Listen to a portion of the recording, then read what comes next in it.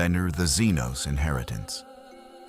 When alien hands touch humanity's lost glory, there are horrors in this galaxy that transcend flesh and blood, terrors that live not in teeth or claws, but in knowledge itself. The discovery that could rewrite the balance of power between species, between empires, between the living and the dead. A cache of standard template constructs lying dormant in the void, waiting for alien hands to crack open humanity's most sacred inheritance. This is not a story of conquest. This is a story of damnation wearing the face of salvation. The star charts called it Designation Epsilon Null 7. The Tau water-caste explorers who first translated the human coordinates simply marked it as another barren system on the edge of the Damocles Gulf, unworthy of colonization, barely registering mineral wealth enough to justify a survey drone. But the ethereals had ordered expansion, and so the exploration fleet pushed deeper into what human cartographers once labeled the Ghoul Star's fringe. That lightless corner of space, where ancient things sleep and forgotten wars leave scars that never heal.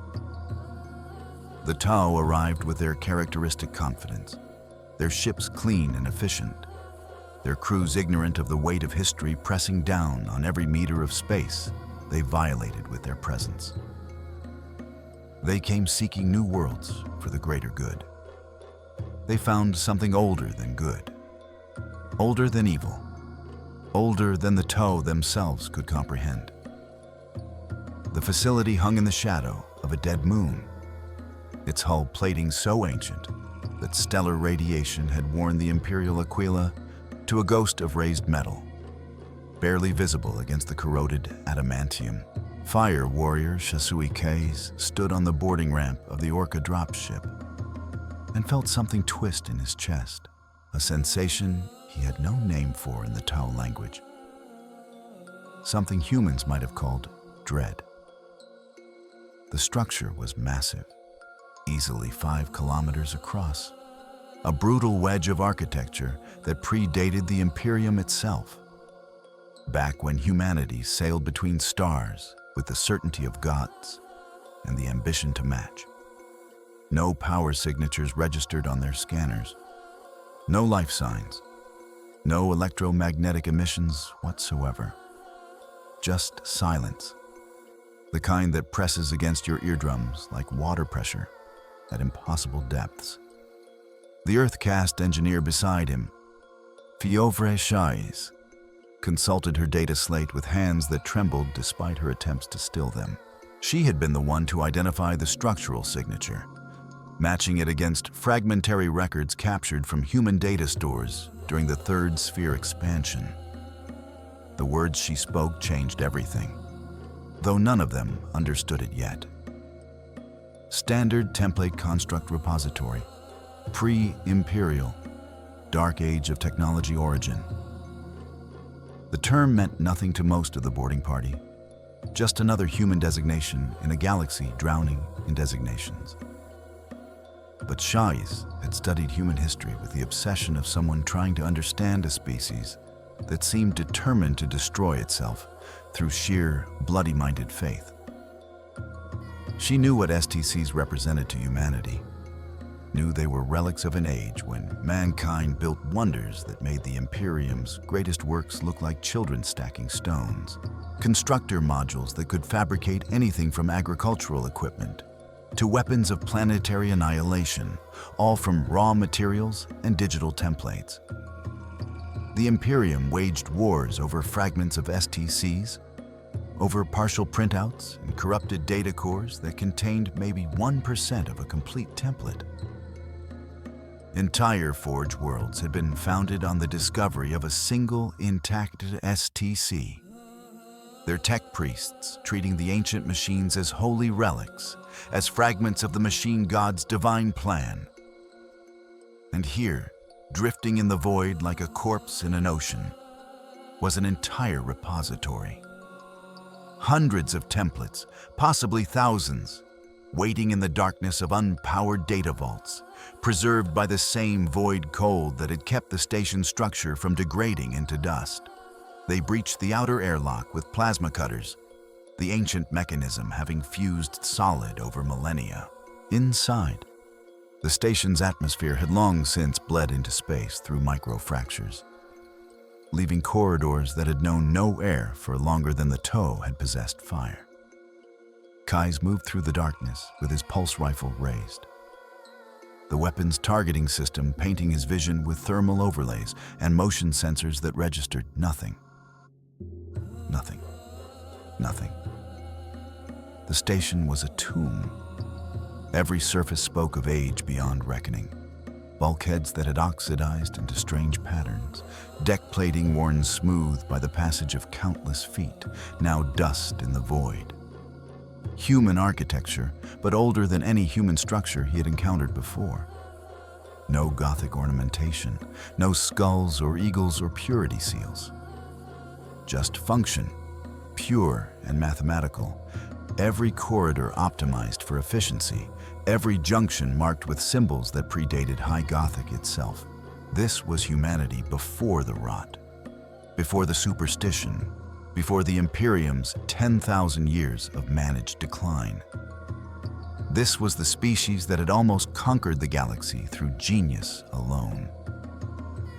The central data vault waded 3 kilometers into the station's heart, behind doors that required Shais to splice into power conduits that had been dead since before the Tau evolved past stone tools. When the doors finally ground open, bleeding stale preservative gases that had somehow remained trapped in the vault's hermetic seals, the explorers found themselves staring at something that defied their understanding of scale.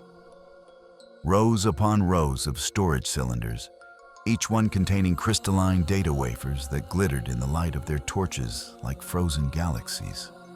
Tens of thousands of them, stretching back into darkness that their lights could not fully penetrate. Each cylinder bore alphanumeric designations in Proto-Gothic script, each one representing a complete template for some device, some machine, some weapon or tool or wonder. Shaz approached the nearest cylinder with the reverence of someone approaching a god they did not believe in.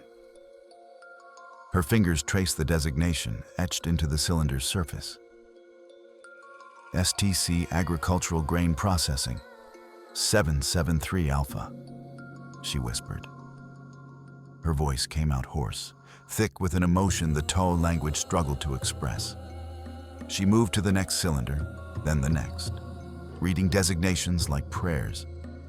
Fusion reactor templates, atmospheric processors, terraforming equipment, medical fabricators, mining equipment, structural materials, each one a complete schematic for technology that could transform worlds, uplift civilizations, feed billions.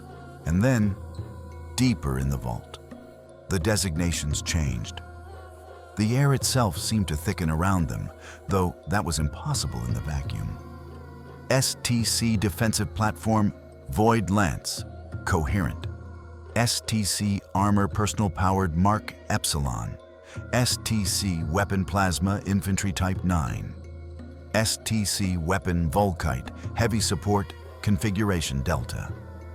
Template after template for weapons, for armor, for the brutal machinery of war that humanity had perfected, long before it learned to worship a corpse on a throne of gold. Kais felt his pulse quicken despite his training, despite the mental disciplines the fire caste drilled into every warrior from childhood. These were not just weapons. These were the weapons that had allowed humanity to dominate the galaxy, to bring entire stellar empires to heel, to forge the largest contiguous civilization the Milky Way had ever known. And now they sat in a dead station, waiting for hands worthy of their purpose, waiting for someone to understand what they represented. Not just military superiority, not just technological advantage, but the key to remaking reality itself, to imposing order on a galaxy that had known only chaos since the day mankind's golden age burned in the fires of machine rebellion and warp storm. Shaius's hands shook as she interfaced her data slate with the nearest terminal, feeding power from their portable generators into systems that had known no current for millennia. The screens flickered to life with painful slowness, runes appearing one by one in archaic script that her translation algorithms struggled to parse. But parse them they did, and what they revealed made her breath catch in her throat. The facility's inventory logs, preserved in stasis-locked memory cores. 37,412 complete STC templates, spanning every category of human technology from the Dark Age. Agricultural systems that could turn barren moons into garden worlds within a generation. Medical fabricators that could cure diseases the TOE had no names for, extend lifespans to centuries, repair damage that should have been fatal. Construction templates for ships that could cross the galaxy in weeks rather than months. For weapons that could crack continental plates. For defensive systems that could turn a single planet into a fortress capable of withstanding siege by entire fleets. And deeper still, templates marked with warnings in a dozen dead languages, flagged with danger designations that the ancient humans had considered worthy of special containment. Templates for things that should not be built, should not be understood, should not exist outside the fevered dreams of minds drunk on their own power. The others gathered around the terminal, their faces painted in the green glow of ancient human technology. They had come looking for new worlds to enlighten, new species to integrate into the greater good. Instead, they had found the lever with which to move the galaxy itself. And every one of them understood with crystalline clarity that their lives had just become infinitely more valuable and infinitely more dangerous. Information like this could not remain secret.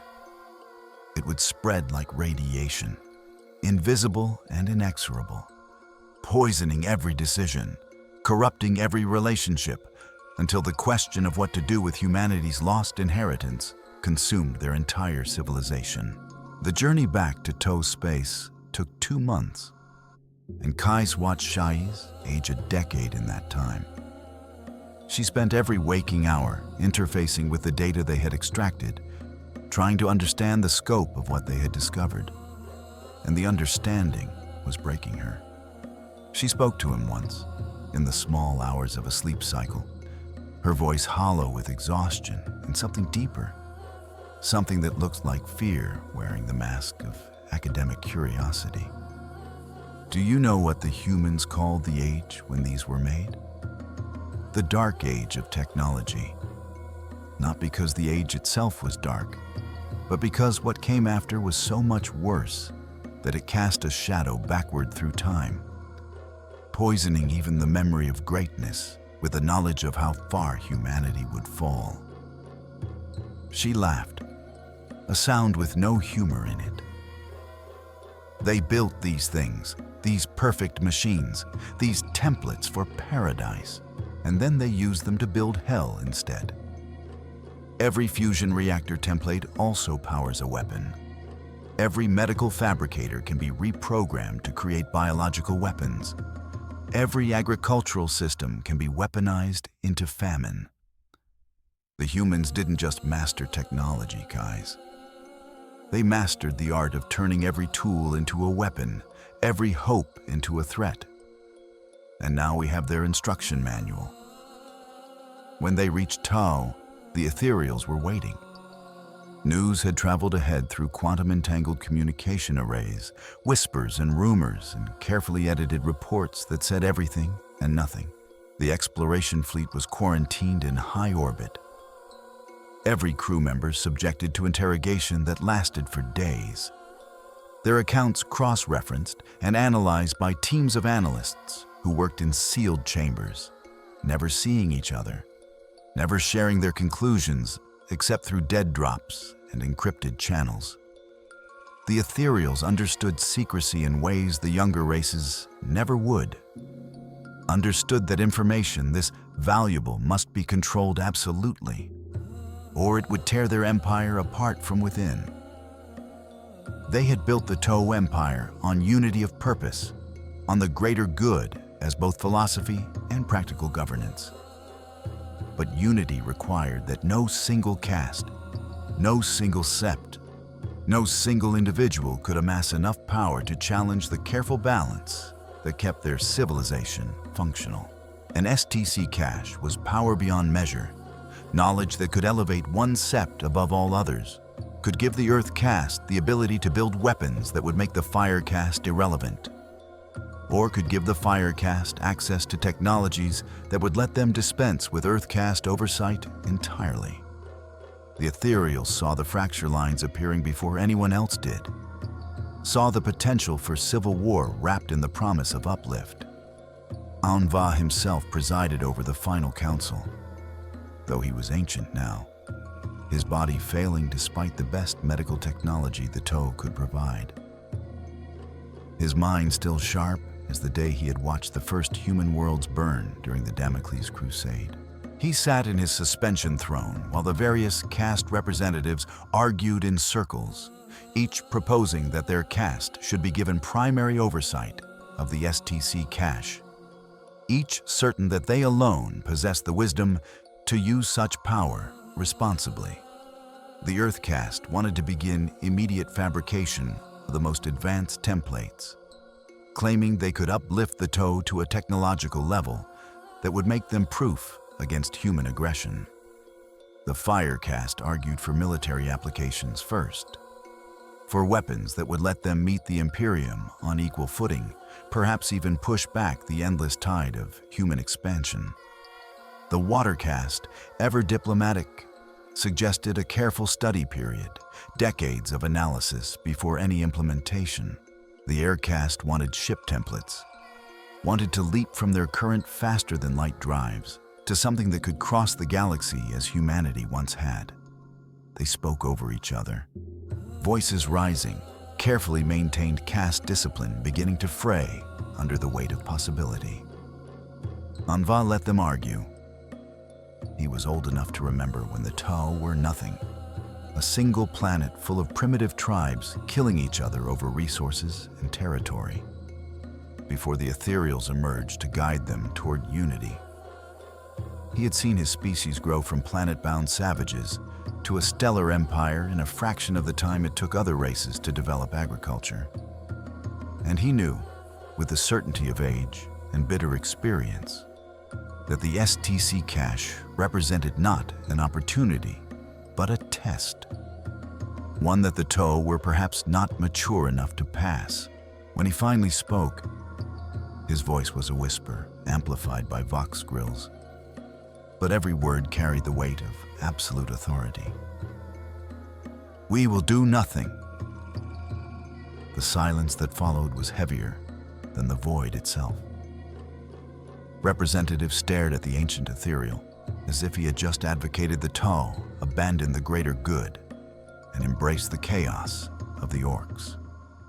But Aunva was not finished, and his next words were chosen with the precision of someone who understood that he was about to commit heresy against the dreams of his entire species. The humans did not lose these templates through carelessness or disaster. They lost them because possessing them drove their civilization to madness. You look at these STCs and see wonders. See the ability to build a perfect society. The humans looked at them and saw the ability to build perfect weapons, perfect controls, perfect systems of domination. They used these templates to conquer the galaxy, yes, but also to enslave their own kind, to create thinking machines that eventually turned on their masters, to build weapons that made planets uninhabitable for millennia. The Dark Age ended not because humanity forgot how to use their technology, but because their technology gave them the power to destroy themselves faster than they could adapt to possessing such power. We are not ready for this knowledge. Perhaps we will never be ready. But if we begin to use these templates now, We will fracture as a species, each sept racing to build their own weapons, their own advantages, each convinced that they alone can be trusted with such power. Within a generation, we will be at war with ourselves. Within 2, the Tau Empire will be a memory.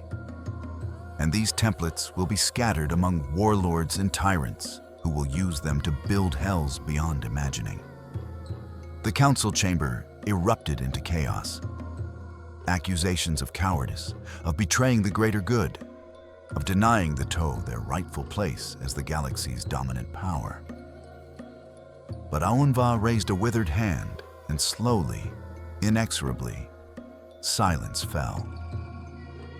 The ethereals possessed tools beyond simple authority. Genetic imperatives bred into the Tau species during their long-ago unification, pheromone cascades and neural resonances that made their word not just law, but biological necessity. When an ethereal commanded, the Tau body obeyed before the Tau mind could question. It was their greatest strength and their deepest shame. This control that made the greater good not a choice, but an inevitability. We will do nothing, Aunva repeated, except this. We will seal the station. We will place it under guard by a rotational force drawn equally from all septs, their memories suppressed regarding the precise coordinates, their watch lasting no longer than a single cycle before replacement. We will tell our people that the cache was destroyed in a reactor failure, lost to the void, another casualty of ancient human hubris, and we will forget, as best we can, that we ever touched the poisoned fruit of humanity's golden age.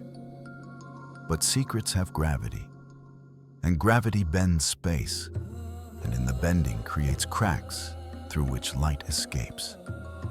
3 cycles after the council's decision, a water-caste merchant named Poro Jikara made contact with an unlikely buyer.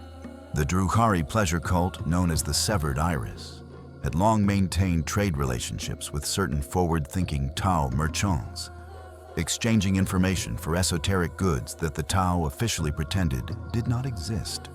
Jikara had lost family in the war with the Imperium, had watched his Sept's colony burn under the guns of the Imperial Navy, and the Ethereal's decision to hide the STC cache felt like cowardice wearing the mask of wisdom. If the Tau would not use the templates to defend themselves, then perhaps humanity's other enemies would be willing to pay handsomely for the knowledge of where humanity's lost treasures slept. He told himself it was for the greater good, this betrayal. He told himself that an armed Drukhari raiding force would draw Imperial attention away from Tau space, would keep the Imperium's fleets occupied while the Tau consolidated their holdings. He told himself many things, and all of them were lies he wrapped around the simple truth that he wanted revenge, wanted to hurt the Imperium in any way he could, even if it meant arming monsters. The Drukhari listened to his proposal with the focused attention of predators evaluating prey. They cared nothing for the greater good, nothing for Tau philosophy or expansion or enlightenment, but they understood value, understood that standard template constructs represented leverage against their ancient enemies.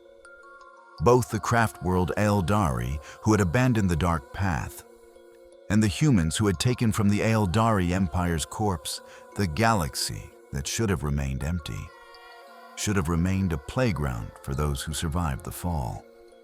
The Archon who led the Severed Iris, a creature named Zelian who had lived for 3,000 years and forgotten more tortures than most species had words to describe, saw possibility in Jikara's desperate offer. Not military possibility, not immediately. The Drukhari did not build, did not create, did not manufacture anything if they could steal or extort it instead. But the knowledge of where an STC cache lay could be sold, could be traded, could be used as currency in the endless games of alliance and betrayal that kept Kamara's noble houses from tearing each other apart. And if the humans learned that another species had touched their holy relics, had contaminated the purity of their lost golden age with Xeno's hands. The religious fury that would follow might be entertaining enough to justify the investment. Xelian took the coordinates and paid nothing, simply had G. Kara flayed and preserved as a living sculpture, his nervous system kept intact and hypersensitive, his body stripped to exposed muscle and bone that would scream for centuries without dying. A reminder that the Drukhari honored their agreements precisely, completely, and with a thoroughness that left no room for misunderstanding. Then Xelian did what any sensible Drukhari would do with dangerous information. She sold it to the homunculus coven known as the Altered Flesh, who maintained laboratories in the webway's darkest corners, who experimented with technologies that even the ancient Eldari had considered too twisted to preserve. To a rogue trader named Hestius Crane, who worked for interests he never spoke of and paid in currencies that did not officially exist. To a Genestealer cult on the eastern fringe, their patriarch's psychic whispers carrying the coordinates into the hive mind's vast consciousness, adding one more data point to the Tyrannid's endless catalog of the galaxy's vulnerabilities. To an orc mech boy called Grimsnack Irantif, who barely understood what an STC was, but knew that Humy Gubbins from the old days made the best templates for weapons that went boom proper loud. Each buyer received coordinates, each paid in suffering or secrets or both, and each began to move, slowly at first, then with gathering momentum, toward the dead station hanging in the shadow of its dead moon. The station that had waited in silence for millennia suddenly became the most valuable real estate in the galaxy.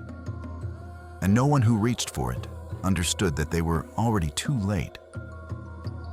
That the moment the first Xeno's hands touched human technology, they had triggered something deeper than theft, deeper than desecration, deeper than war. They had awoken the sleeping rage of a species that had once commanded the galaxy and had never, not once in 10,000 years of decline, forgotten what they had lost. The Imperium learned of the cache's discovery through the same networks it always did. Through pain, through interrogation, through the breaking of bodies and minds, until truth bled out like water from cracked stone. A rogue trader's navigator, captured during an unrelated raid by the Ordo Xenos, broke under interrogation and revealed knowing whispers of STC coordinates being traded in the black markets of the Eastern Fringe. The Inquisitor who extracted this information, a woman named Covenant, who had spent 2 centuries hunting down lost technologies, understood immediately the implications. Standard template constructs in Xeno's hands represented not just military threat, but theological catastrophe. The STCs were humanity's birthright, the sacred inheritance of the species that had been chosen by the Emperor to inherit the galaxy.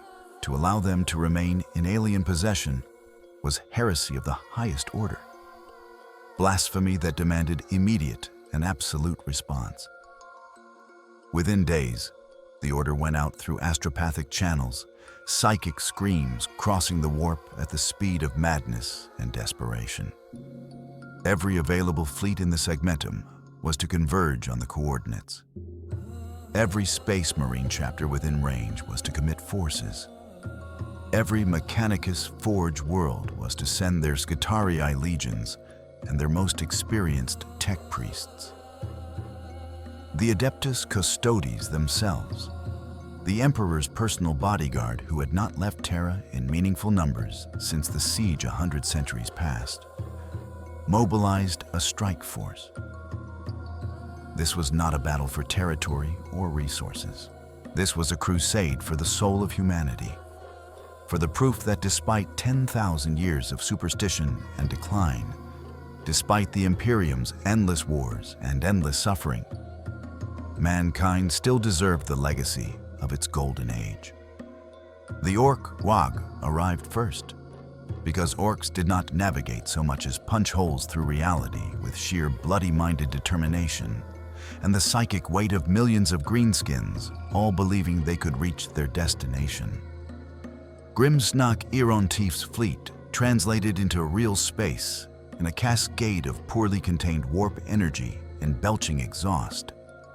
A ramshackle armada of welded scrap and looted Imperial ships that somehow remained functional through a combination of orc ingenuity and the fundamental unfairness of a universe where belief shapes reality. The orcs hit the station like a green tide. Boarding parties led by knobs in crude power armor, charging through corridors that had known no violence in millennia. Bellowing war cries in a language that consisted primarily of enthusiasm and volume. They tore through the data vault with all the subtlety of a continental collision, ripping storage cylinders from their housings, smashing terminals to extract the valuable gubbins inside, fighting each other over the shiniest looking bits, while their mech boy overseers tried desperately to impose some order on the beautiful chaos of looting. Grimsnack himself found the weapons templates through the simple expedient of looking for the section with the most warning symbols, reasoning correctly that anything the ancient Humies had been scared of was probably dead killy. He cracked open cylinder after cylinder, extracting data wafers and stuffing them into a sack made from the flayed skin of a Tau fire warrior. His mechanical eye analyzing the crystalline structures with a sophistication that would have shocked anyone who assumed orcs were simply stupid. They were not stupid. They were orcs, which was a completely different category of cognition. One where logic bent to accommodate violence, and where the line between genius and insanity disappeared into the roar of Dukkha. The Drukhari arrived in the middle of the orc looting, their ships slicing through the webway's membrane like knives through silk, emerging from impossible angles that made real space flinch. They had not come for the same reason as the orcs. They had come because conflict draws the Drukhari the way blood draws sharks.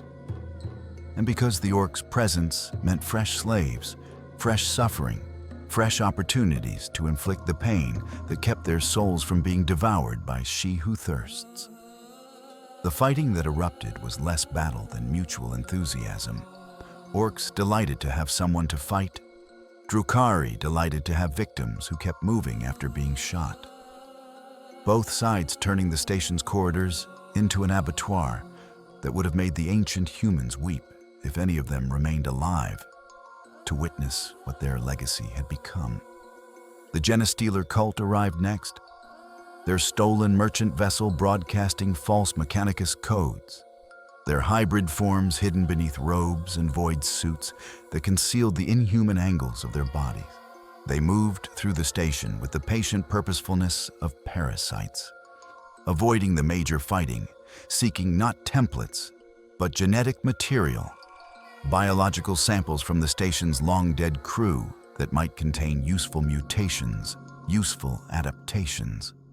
They found cold storage lockers in the medical bay, found tissue samples preserved in stasis fields, found genetic libraries that the Dark Age humans had maintained for reasons lost to time.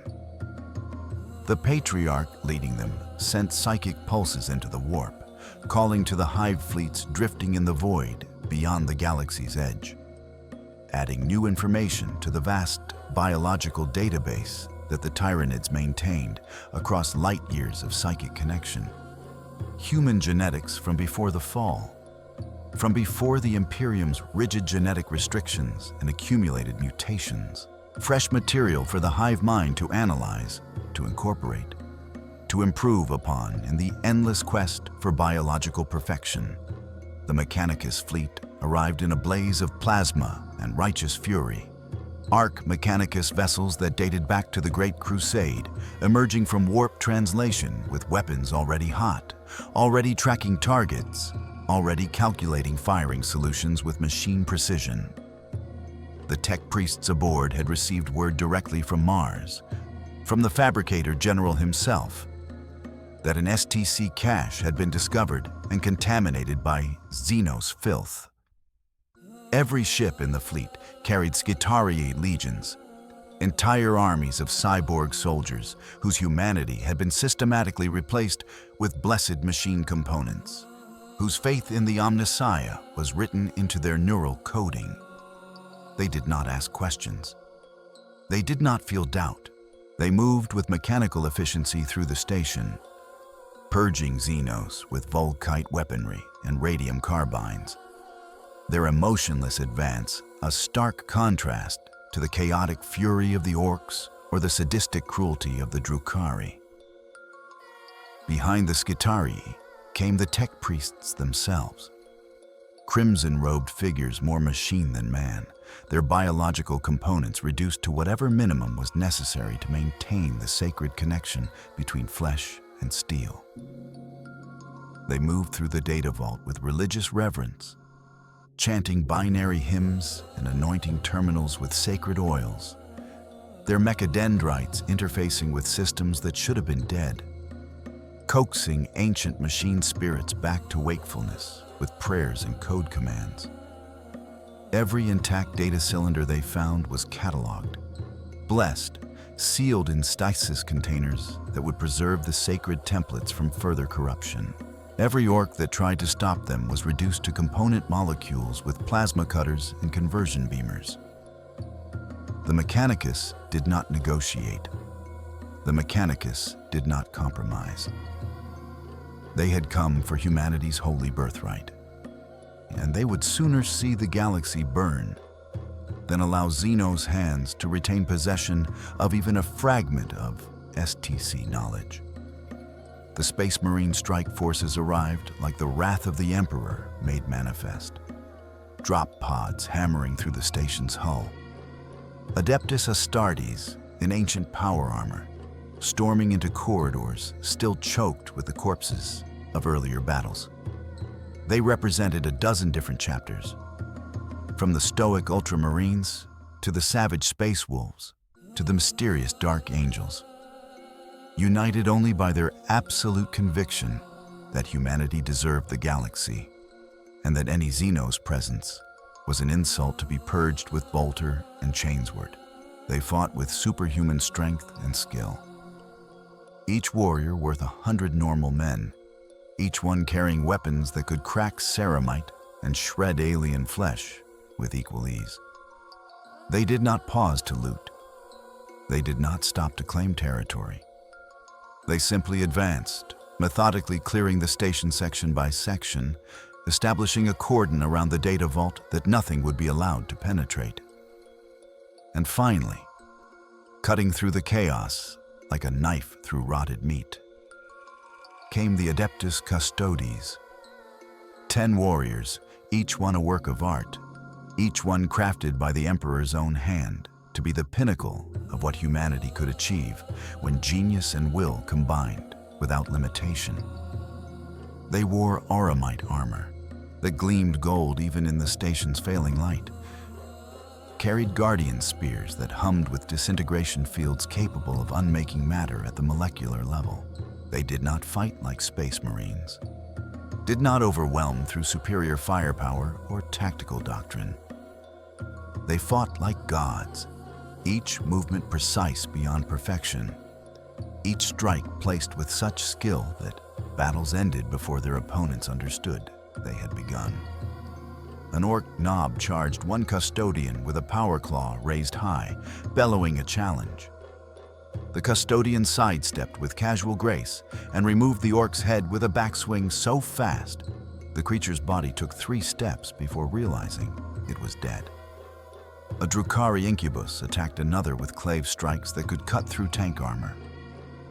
And the custodian caught the blade between 2 fingers, held it motionless despite the Drukhari's enhanced strength, then drove his spear through the alien's torso with the same dispassionate efficiency a man might use to swat a fly. The custodes moved through the station like judgment incarnate, converging on the data vault with the inevitability of gravity. They had been sent by the Captain General himself. with orders from the Emperor's throne room to secure the STC cache and ensure that no Xenos contamination remained. They were the Emperor's will made flesh and gold, the living embodiment of humanity's manifest destiny, and they would not fail. They could not fail. Failure was a concept that did not exist in their psychological conditioning, a weakness that had been burned out of them during their creation. They secured the vault's central chamber, while Space Marines held the perimeter, and Mechanicus tech priests worked to extract and preserve every intact template. The fighting continued for 6 more hours, but the outcome was no longer in doubt. Humanity had reclaimed its birthright, paid for in blood and faith and absolute conviction that no Xeno species would be allowed to touch what mankind had built in its golden age. But the damage was done. The Tau had learned the templates existed. The Orcs had already transmitted data wafers back to their ships, fragmentary knowledge that their mech boys would spend generations trying to understand, and centuries trying to replicate. The Drukhari had mapped the vault's layout, added it to their archives in Kamara, knowledge that could be sold again and again to the highest bidder. The Genis dealers had fed genetic samples to the hive mind, biological information that would be incorporated into future Tyranid adaptations. And worse, far worse, news of the battle had spread through the galaxy's informal networks, the kind that operated below the level of official communication, that spread through traders and smugglers and refugees, rumors and whispers that grew with each retelling. A complete STC cache had been found. Xenos had touched it. Humanity had gone to war to reclaim it. And somewhere out there, in the lightless spaces between stars, other caches waited. Other repositories of Dark Age knowledge slept in the void, waiting for someone brave or foolish enough to wake them. The immediate power shift was subtle but profound. The Mechanicus took possession of the cache, transported it in pieces back to Mars under guard by 3 entire fleets and a permanent detachment of custodes. The tech priests who had first entered the vault were given the honor of beginning the long process of analyzing the templates. A work that would take centuries, possibly millennia, each template requiring exhaustive study to ensure it had not been corrupted by age or by Xenos interference. Some templates were simple enough to understand immediately. Agricultural equipment and medical devices that the Mechanicus began fabricating within months, distributing them to favored forge worlds and imperial colonies, subtle improvements in efficiency and capability that would ripple across the Imperium's vast bureaucracy. Other templates were weapons, and these received priority analysis. Tech priests working in sealed chambers to understand ancient human innovations in plasma containment, in armor design, in the art of killing with maximum efficiency. The Imperium began producing weapons from Dark Age templates for the first time in 10,000 years. Volkite weapons that had been lost since the heresy, power armor marks that predated the current designs, ship components that increased engine efficiency by measurable percentages. It was not a revolution. The Mechanicus moved too slowly for that, too carefully, too bound by ritual and religious stricture to simply start mass-producing ancient designs. But it was an improvement, a quantifiable increase in imperial capability that had not come from innovation, but from recovery, from reclaiming what humanity had lost. The Imperium did not invent. It remembered. And now it was remembering things that made its enemies nervous. The Orcs, for their part, discovered that partial STC knowledge was worse than no knowledge at all. The data wafers Grimsnack had stolen contained fragments of weapon templates, pieces of designs that required supporting infrastructure the Orcs did not possess, materials science they barely understood, manufacturing processes that their crude workshops could not replicate. But orcs did not need to fully understand something to build a version of it that worked through sheer psychic conviction and applied violence. Grimsnack's mech boys began producing weapons that resembled STC designs the way a child's drawing resembles a photograph. Functionally similar, but wildly unstable. Prone to catastrophic malfunction that killed their wielders as often as their targets. But sometimes, just sometimes, an orc mech boy would get lucky, would stumble through trial and error into something approaching the original design. And then the weapon would work properly, would work brilliantly, would work so well that other mech boys would copy it, would spread it through the orc population until entire WAs were armed with crude replicas of Dark Age firepower. The Tau watched all of this from a distance, their agents reporting back through encrypted channels, their analysts trying to understand the scope of what they had unleashed by discovering the cache and then failing to secure it. The Ethereals had been right, had understood that STC knowledge would destabilize any society that possessed it. But they had underestimated how quickly that instability would spread. The Imperium was mobilizing resources on a scale not seen since the Great Crusade. Entire Forge worlds being retooled to produce ancient designs, entire fleets being refit with improved weapons and armor. The Tau had believed themselves technologically superior to the Imperium, had believed that their scientists and engineers represented the cutting edge of galactic innovation. Now they were forced to confront the reality that humanity, at its peak, had been so far beyond them that the gap could not be measured in years or centuries, but in fundamental understanding of reality itself. The humans had not discovered physics. They had mastered it, bent it, made it serve purposes that the Tau were only beginning to theorize about. And now that humanity was remembering, even imperfectly, what it had once been capable of, the balance of power in the galaxy was shifting beneath everyone's feet. The Drukhari profited, as they always did, selling information and stolen templates to the highest bidder, playing the various factions against each other, watching the galaxy burn with the satisfied pleasure of arsonists admiring their work. But even the Drukhari, jaded and ancient and utterly without conscience, felt a tremor of unease at what they had helped unleash. The humans were dangerous enough when limited to their current technology, to their crude copies of designs they barely understood. But humans with access to their full technological heritage, humans who could once again build the wonders that had dominated the galaxy during the Dark Age, those humans would be unstoppable. The Drukhari had survived the fall by hiding in the webway, by making themselves invisible to she who thirsts through endless suffering inflicted on others. But if humanity returned to its golden age strength, there would be no hiding. The webway itself would become a target. Kamara would burn, and the Drukhari would learn that there were fates worse than being devoured by the chaos god they had birthed through their ancestors' excess.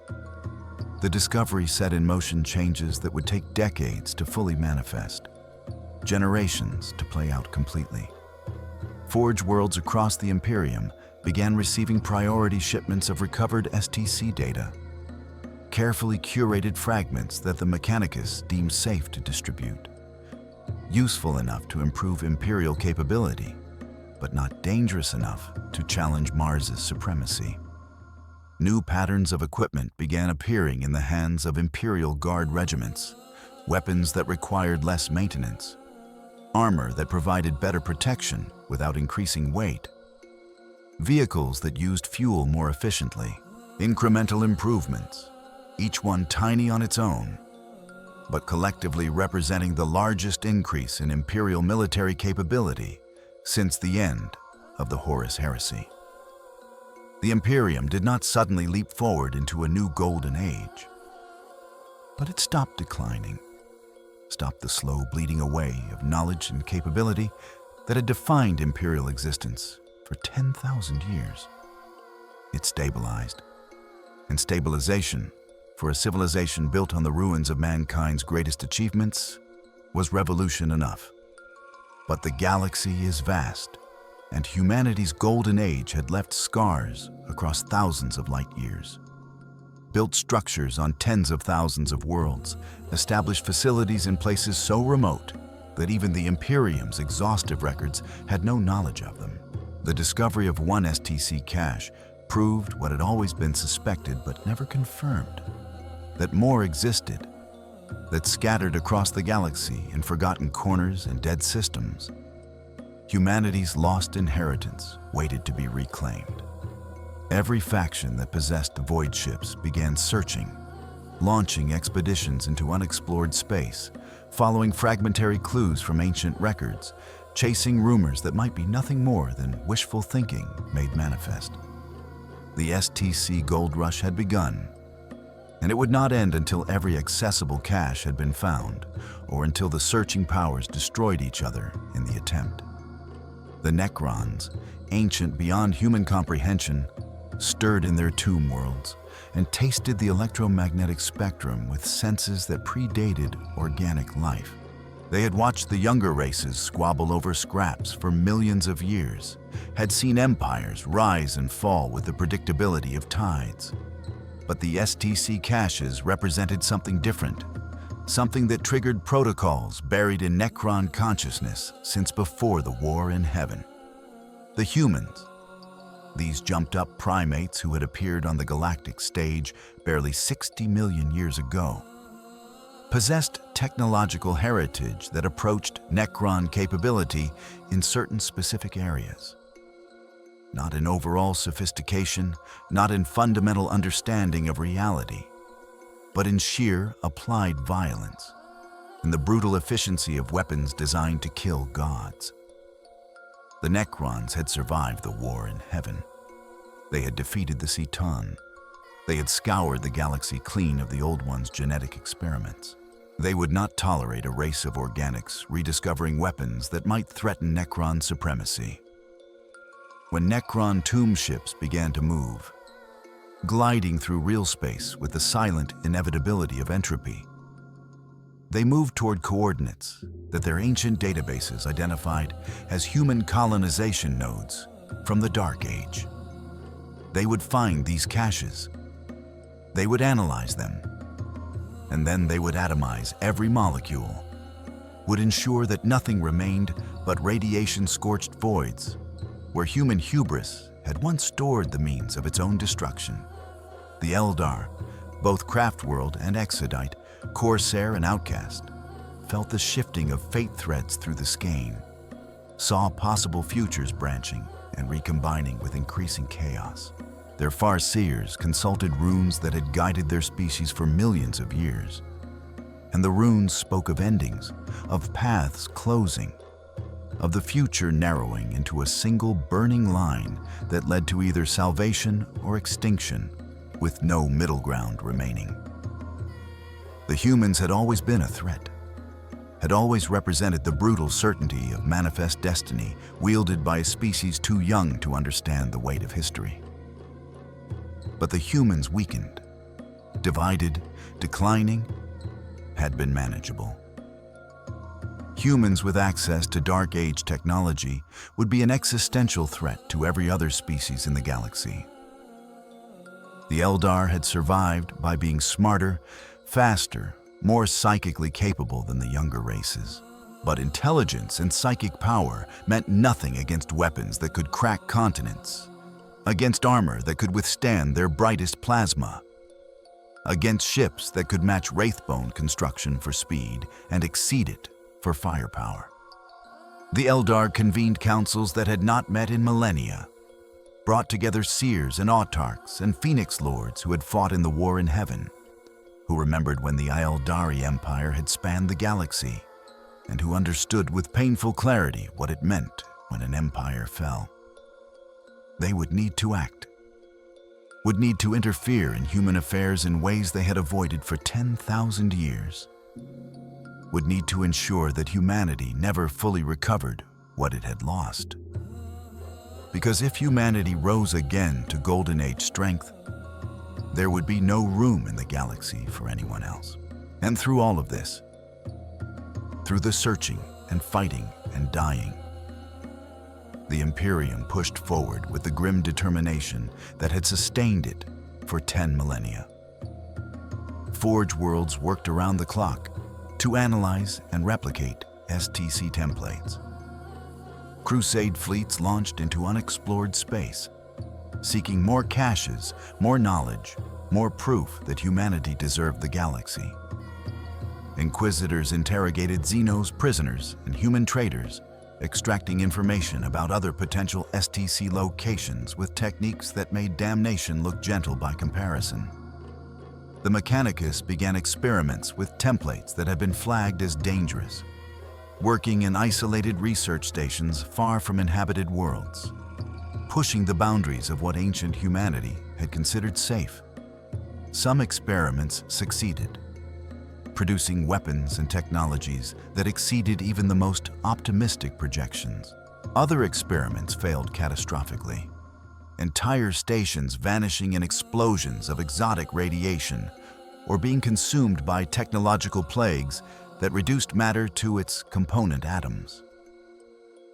But the Mechanicus persisted, driven by faith in the Omnissiah and the absolute conviction that the machine spirits within the STC templates wanted to be understood, wanted to serve humanity's manifest destiny. The Adeptus Custodes returned to Terra bearing reports that troubled even the Emperor's chosen guardians, warriors who had stood witness to horrors that would break lesser minds. The STC cache had been secured, but the battle to claim it had revealed how fragile humanity's grip on the galaxy truly was. Every Xeno species, every major threat, had converged on a single location with terrifying speed and coordination. If the same thing happened again, if multiple caches were discovered simultaneously across the galaxy, the Imperium's forces would be stretched beyond breaking. They would be forced to choose which caches to defend and which to abandon, knowing that every template left in Xenos' hands represented a quantifiable decrease in human security. The Captain General presented these concerns to the High Lords of Terra, who in turn brought them before the Golden Throne itself, speaking their fears and uncertainties to the withered corpse of the man who had once walked among them as a god. And deep within the psychic architecture that sustained the Astronomicon, that held the webway breach closed, that kept humanity's collective light burning in the warp's darkness, something stirred. Something that might have been the Emperor's will or might have been nothing more than synaptic echoes in a brain that had been dying for 10,000 years. But the custodes who stood guard in the throne room felt it, felt a pressure against their minds like the weight of ages. And they knew with absolute certainty that Terra itself had taken notice of the STC question, that whatever remained of the Emperor's consciousness was now focused on humanity's lost inheritance. The galactic situation evolved from potential crisis to active emergency within solar months. STC caches began to be discovered with increasing frequency, each one triggering conflicts that drew in multiple factions, each battle more desperate than the last. A cache discovered in the Halo stars became the site of a three-way battle between Imperial forces, Chaos renegades, and a Necron fleet, the fighting lasting for weeks before a Solar Auxilia regiment managed to secure enough templates to justify calling it a victory, though they lost 80% of their forces in the process. Another cache, found deep in the Ghoul stars, was claimed by a Drukhari cabal, who promptly used the recovered weapons templates to launch raids of unprecedented scale, their enhanced firepower allowing them to strike targets that should have been proof against Drukhari aggression. A third cache was discovered by an explorator fleet and then immediately destroyed by Eldar corsairs, the aliens evidently deciding that if they could not claim the templates, they would ensure no one else could either. Their ships reducing the entire facility to radioactive debris that would remain lethal for centuries. The pattern became clear to those who studied such things. to the inquisitors and intelligence analysts who tracked galactic-scale trends. The discovery of the first STC cache had not been unique. It had been a herald, an opening note in a symphony that would reshape the galaxy's balance of power. Humanity's golden age had been built on a foundation of technological supremacy that made every other species' achievements look primitive by comparison. That foundation had shattered during the Age of Strife, during the machine rebellions and warp storms that had isolated human worlds and destroyed the careful networks that had sustained galactic civilization. But shattered did not mean destroyed. The pieces remained, scattered across 1 million worlds, hidden in facilities that had been built to last until the stars went cold. And now, with the Imperium actively searching and every Xeno species doing the same, those pieces were being found, were being fought over, were being integrated into arsenals and doctrines that would define warfare for generations to come. The weapons that emerged from recovered templates began to change the nature of combat itself.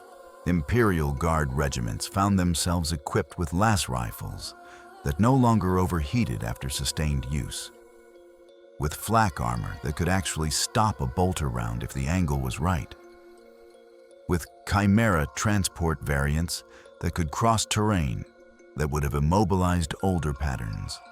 Space Marine chapters received access to ancient armor marks that had been lost since the Heresy, pattern configurations that provided better protection or enhanced mobility depending on the specific template. The Imperial Navy launched ships built with construction techniques that had not been used in 10,000 years. Vessels that could maintain higher speeds for longer periods, that could withstand damage that would have crippled older designs. The improvements were not dramatic enough to fundamentally alter the strategic balance, not immediately. But they represented momentum, represented progress, represented proof that humanity could still advance, rather than simply maintain. And the Xenos, watching this human resurgence, felt something they had not felt in millennia. Fear. Not the immediate tactical fear of losing a battle or the strategic fear of losing a war, but existential fear, the terror that comes from realizing that the species you have been fighting, the enemy you thought you understood, might be capable of things you cannot counter. The Tau Empire convened emergency councils and debated abandoning their philosophy of integration, of simply cleansing human worlds, rather than attempting to enlighten them, because enlightened humans with access to STC technology might prove unstoppable. The orcs simply grinned and sharpened their choppas, delighted at the prospect of bigger and better fights. But even they felt a tremor of uncertainty at the reports filtering back from battlefields where Imperial forces had stopped them cold with weapons that should not exist, that hit harder than orc technology could match. The Tyranids, vast and implacable, found their infiltration more difficult as improved Imperial sensors detected Genestealer cult activity with increasing accuracy, as new biological screening protocols identified genetic contamination before it could spread. But the greatest impact was psychological, was spiritual, was the rekindling of something the Imperium had lost so long ago that most citizens had forgotten it ever existed. Hope. For 10,000 years, the Imperium had been dying, had been losing ground in an endless war of attrition against enemies that seemed to grow stronger while humanity grew weaker. Citizens were born, served, and died, knowing that their children would inherit a galaxy more hostile and less forgiving than the one they had known. The Imperium did not promise victory. It promised survival, and even that promise rang hollow more often than not. But the discovery of STC caches changed the narrative. Suddenly, there was proof that humanity's decline was not inevitable. that the species that had once commanded the galaxy might rise again, might reclaim its birthright. The propaganda mills of the Administratum seized on this narrative with desperate enthusiasm, broadcasting stories of recovered templates and improved equipment across 1 million worlds, commissioning art and monuments and orbital displays that celebrated humanity's rediscovered glory. The truth was more complicated, more nuanced, more troubling than the propaganda admitted. Yes, templates were being recovered. Yes, imperial capability was improving. But the STCs were not salvation. They were technology, and technology could be used or misused, could build or destroy, could serve humanity's interests or doom them to repeat the mistakes that had ended the Dark Age. The Mechanicus, for all their religious fervor and technical expertise, did not fully understand what they were recovering. The tech priests treated each template as a holy relic, approached each design with reverence that bordered on worship, but reverence was not understanding. They could replicate what the templates described. They could fabricate weapons and tools that matched ancient specifications. But they could not explain why those specifications worked, could not derive the underlying principles, could not innovate beyond what the templates provided. They were archaeologists pretending to be engineers, cargo cultists worshiping machines they could operate but not comprehend. And that fundamental limitation meant that every recovered template was both gift and curse, both advancement and dead end.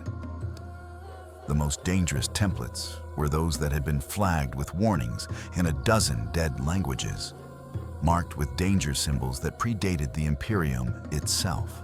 The Mechanicus approached these with extreme caution, working in isolated research stations positioned at the edge of stellar systems, far from anything that mattered if the experiments went wrong.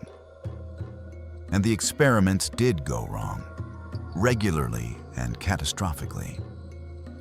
A template for fusion reactors that operated at efficiencies impossible under standard physics turned out to require materials that could only be manufactured in the heart of stars. And the attempt to synthesize those materials resulted in a contained singularity that consumed the research station and left a gravitational anomaly that would persist for millennia. A weapons template that promised firepower exceeding anything in current Imperial arsenals turned out to generate exotic radiation that drove anyone nearby to homicidal madness, the affected researchers killing each other with tools and bare hands before security teams could intervene. A defensive system that could supposedly render a planet immune to orbital bombardment activated successfully, but then could not be shut down, its defensive fields expanding uncontrollably until they consumed the entire facility and everyone inside it, leaving behind a sphere of impenetrable energy that nothing could breach or affect. But for every catastrophic failure, there were 10 successes, 10 templates that worked as promised, that improved Imperial capability without catastrophic side effects. Agricultural templates that increased crop yields by measurable percentages, reducing the number of agri-worlds required to feed each hive world. Medical fabricators that could synthesize compounds the Imperium had been importing from death worlds and pleasure planets, making critical treatments available to populations that had never been able to afford them. Mining equipment that could extract resources from asteroids and dead moons with efficiency that made new construction projects economically viable. The Imperium was not just getting weapons. It was getting the tools to rebuild its crumbling infrastructure, to reverse millennia of decay, to become something more than a dying empire held together by faith and violence. It was getting the chance to become what it had always claimed to be, humanity's rightful inheritor of the galaxy. And that possibility, that potential future where humanity rose again to dominance, terrified every other species more than any weapon could. because weapons could be countered, could be matched, could be adapted to. But human faith combined with human capability, human determination backed by the technological resources of a golden age. That combination had conquered the galaxy once before and would do so again if given the opportunity. The Xenos understood this with visceral clarity. They had beaten the Imperium by being faster, smarter, more adaptable than a human civilization ossified by religious dogma and bureaucratic inertia. But fast humans, smart humans, adaptive humans with access to Dark Age technology would sweep across the galaxy like a cleansing fire, would burn away everything that was not human, would fulfill the Emperor's dream of a galaxy unified under mankind's rule, and there would be nothing any Xeno species could do to stop it. So the war for STC caches intensified, became not just another conflict, but the defining struggle of the era, the pivot point around which the galaxy's future would turn. Every faction committed resources they could not afford, took risks that should have been unacceptable, fought with the desperation of species that understood they were fighting not just for territory or resources, but for survival itself. The Imperium threw entire crusade fleets into the search, diverted forces from critical fronts, left entire sectors underdefended while pursuing rumors of caches that might not even exist. The Eldar risked open war with the Imperium, striking at expeditionary fleets and sabotaging excavation sites, willing to reveal themselves and accept casualties they could not replace if it meant denying humanity access to its lost heritage. The Tau committed forces to preemptive strikes against human exploration fleets, abandoning their usual caution, deciding that the risk of direct conflict with the Imperium was preferable to allowing the humans to grow stronger unopposed. The Necrons emerged from tomb worlds that had been silent for millions of years, their vast ships gliding through real space to sterilize STC facilities with matter-annihilating weapons, ensuring that nothing remained but empty space where humanity's artifacts had been. The galaxy burned with conflict on a scale not seen since the Great Crusade. And at the center of it all was the desperate scramble for knowledge, for technology, for proof that one species deserved the galaxy more than all others. It was not a war of conquest or liberation. It was a war of inheritance, fought over the question of who had the right to possess humanity's greatest achievements. And buried within that question was a darker truth, one that the combatants avoided confronting even as they killed each other in ever greater numbers. The STCs were not just technology. They were a mirror, reflecting back the priorities and values of whoever possessed them. In human hands, they became tools of manifest destiny, proof of divine favor, weapons to reclaim a galaxy stolen by lesser species. In Xenos' hands, they became bargaining chips, tactical advantages, proof that humanity's golden age had been nothing special, that any species could achieve the same heights given enough time and resources. The STCs did not care who used them. They were machines, inert and passive, waiting to be activated by whoever possessed the knowledge and will to make them function. And that indifference, that lack of inherent loyalty or purpose, was perhaps the most terrifying thing about them. Because it meant that humanity's legacy could be turned against humanity itself, could be used to build the very weapons that would destroy the species that had created them. The Drakari already understood this, had begun selling STC-derived weapons to human renegades and chaos war bands, providing the Imperium's enemies with tools forged from humanity's own genius. The Orcs, in their brutal simplicity, were reverse engineering weapons from partial templates and building crude replicas that worked through sheer psychic belief rather than proper engineering. Even the Tau, despite their earlier decision to seal the first cache, were now actively searching for others. Their ethereals having concluded that the risk of possessing STC knowledge was preferable to the certainty of facing humans who possessed it unopposed. The years that followed the first discovery became known in Imperial records as the Age of Reclamation, though historians would debate whether that name was accurate or simply propaganda designed to obscure a more uncomfortable truth. Because while the Imperium did reclaim technology, did improve its capabilities, did push back against the slow decay that had defined Imperial existence, it also lost something in the process.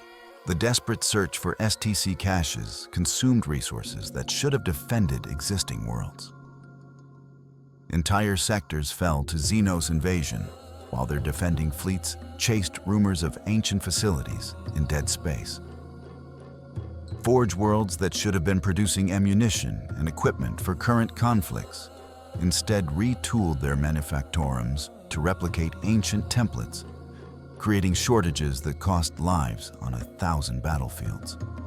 The Imperium gained the tools to rebuild, but it neglected the Empire that needed rebuilding, sacrificing present security for the promise of future greatness. And deeper still, beneath the surface of strategic calculations and resource allocation, something more fundamental was changing within Imperial culture itself.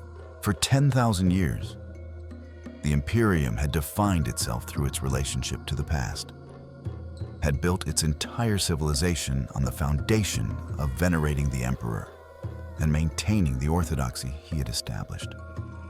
But the STCs represented a past that predated the Emperor, a humanity that had achieved greatness without him, that had conquered the galaxy before he revealed himself and united mankind under his banner.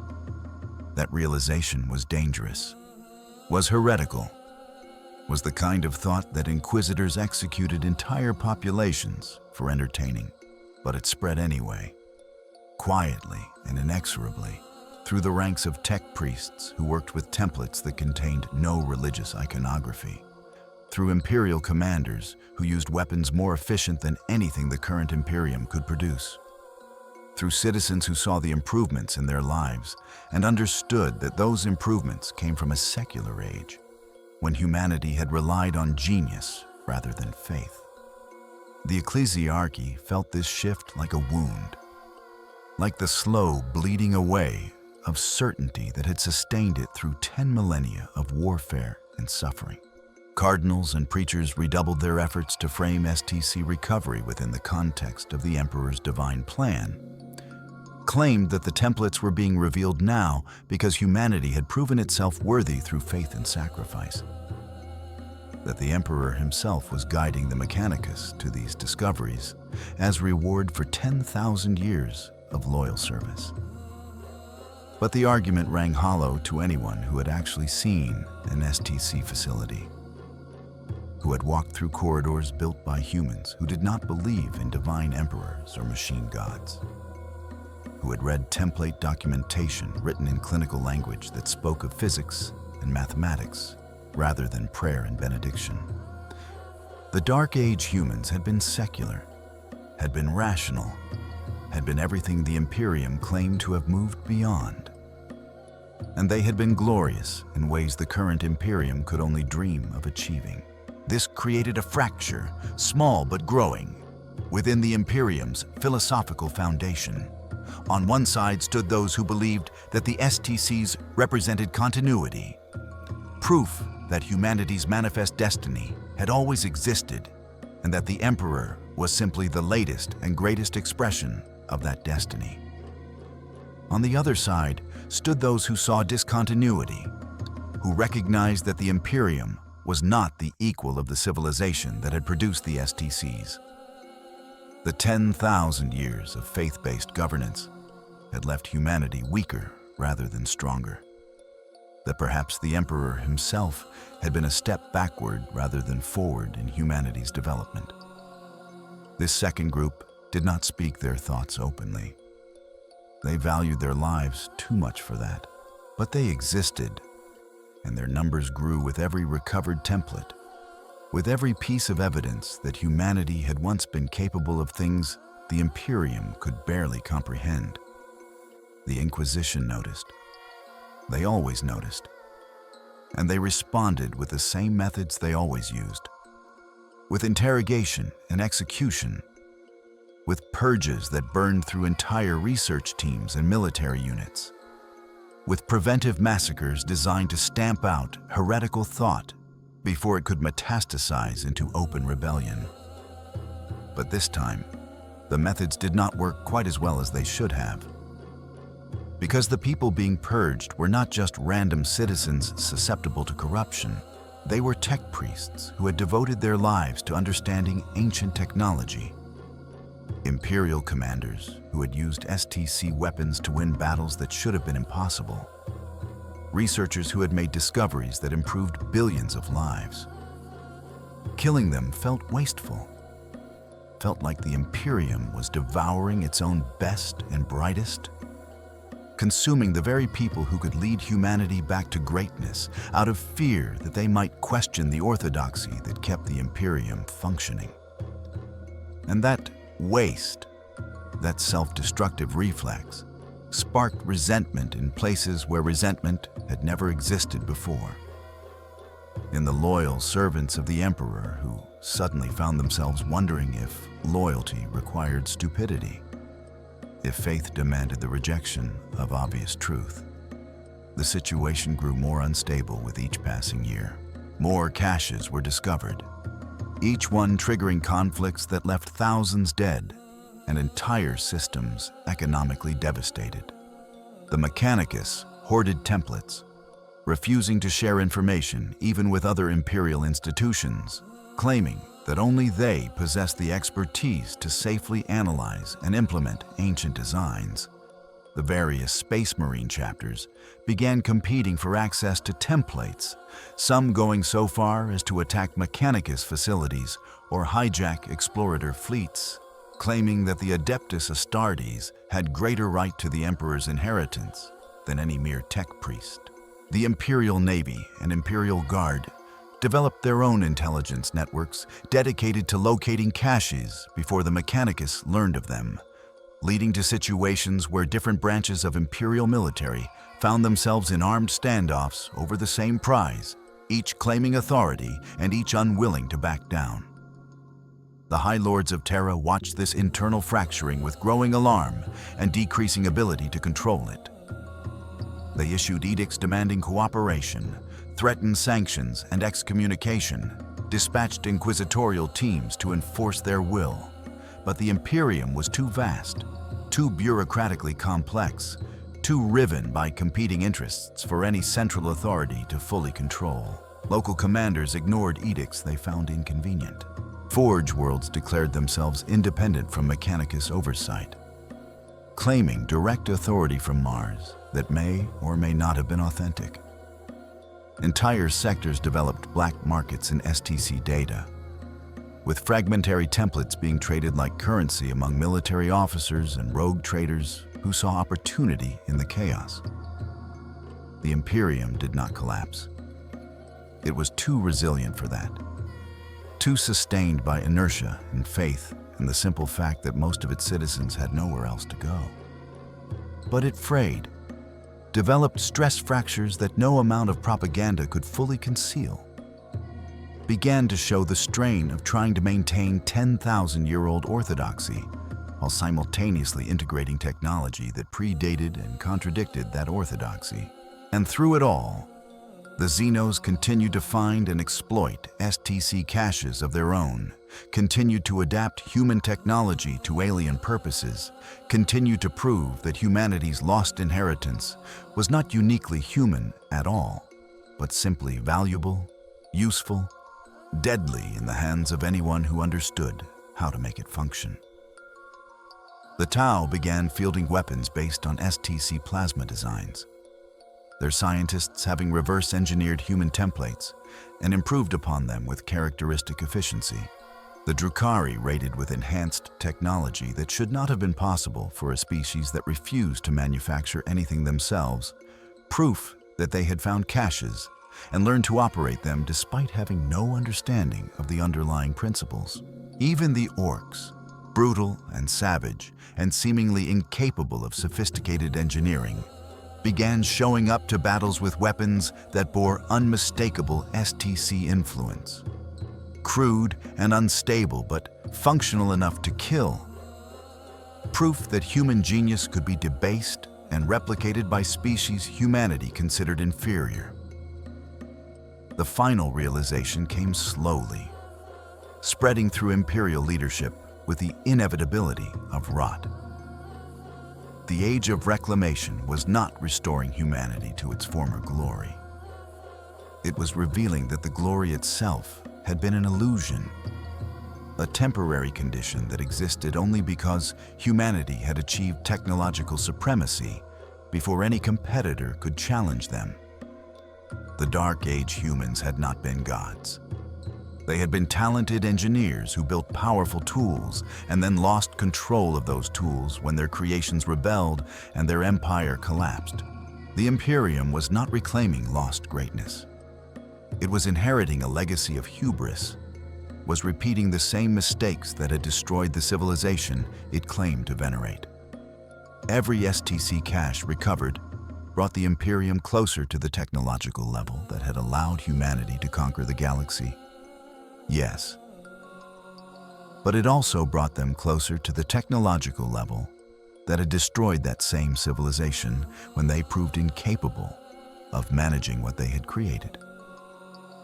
There were those within the Imperium who understood this, who saw the pattern and recognized the danger. They spoke carefully, in sealed chambers and encrypted communications, arguing that perhaps some templates should not be recovered, that perhaps humanity's decline had been necessary rather than tragic, that perhaps the Emperor's decision to focus on faith rather than technology had been correct for reasons that went beyond religious dogma. They pointed to the disasters, to the research stations that had vanished in exotic energy releases, to the weapons that drove their operators insane, to the defensive systems that could not be controlled once activated. They argued that the Dark Age humans had possessed the capability to build wonders, but lacked the wisdom to avoid building horrors, and that the Imperium was heading down the same path with eyes wide open and prayers on its lips. But their warnings went largely unheeded. The momentum was too great, the pressure from too many directions, the promise of restored greatness too intoxicating to resist. The Imperium pushed forward, searching for more caches, implementing more templates, building more weapons and tools and systems from ancient designs. They told themselves that they were different from the Dark Age humans. The 10,000 years of faith had given them the spiritual foundation to handle technological power responsibly. They told themselves that the Emperor watched over them, that his will guided their hands, that they were implementing his plan even if that plan seemed to contradict everything he had taught them about the dangers of uncontrolled innovation. They told themselves many things, believed many things. Faith becoming a shield against doubt rather than a path to wisdom. And across the galaxy, in the darkness between stars, in dead systems and forgotten stations, more STC caches waited. Thousands of them, possibly tens of thousands, each one a time capsule from humanity's greatest age, each one containing knowledge that could elevate or destroy whoever discovered it. They had been built to last forever, constructed with materials and methods that made them nearly indestructible, designed by engineers who assumed that human civilization would endure until the heat death of the universe. Those engineers had been wrong, but their work remained, patient and dormant, waiting for hands that might be human or might be alien, might be wise or might be foolish, might build paradise or hell with the tools provided. The question was no longer whether more caches would be found. That was inevitable. The question was whether any species, human or otherwise, possessed the maturity to use what they found without destroying themselves in the process. And the evidence, accumulated over centuries of warfare and billions of deaths, suggested that the answer was no. The galaxy was not ready for humanity's lost inheritance. It would never be ready. But ready or not, the inheritance was being claimed, piece by piece, template by template, cache by cache. And with each discovery, with each new weapon fielded and each new system activated, the galaxy moved one step closer to a reckoning that would make the age of strife look gentle by comparison. Because the dark age of technology had not ended with the age of strife. It had simply paused, gone dormant, waited for conditions to become favorable for its resurrection. And those conditions had arrived. The STCs were waking, pulled from their long sleep by species desperate enough and foolish enough to use them. And when the full weight of that technology, implemented by civilizations that understood nothing of the principles behind it, finally came crashing down on the galaxy, there would be no place to hide, no sanctuary in faith or ignorance, no retreat into simpler times. There would only be the fire, spreading from world to world, fed by the very genius that had once promised to elevate humanity beyond the limits of mortality. The same tools that had built paradise would burn it all down. And this time, there would be no recovery, no second chance, no redemption, just silence and darkness, and the slow decay of species that had reached for greatness and grabbed catastrophe instead. The Imperium marched forward into that future with hymns on its lips and prayers in its heart, convinced that faith would be enough, that the Emperor would protect them, that their destiny was manifest and their victory assured. They marched forward, and the galaxy watched, and the STCs waited in their archives to reveal whether humanity deserved the inheritance it was claiming. The answer, inscribed in 10,000 years of decline and written in the blood of countless billions, should have been obvious. But humanity had never been good at learning from history, had never been capable of recognizing patterns that contradicted what it wanted to believe. So they marched, and they claimed. And they built weapons from templates they did not understand. And they told themselves that this time would be different. This time, they would avoid the mistakes of the past. This time, faith would be enough.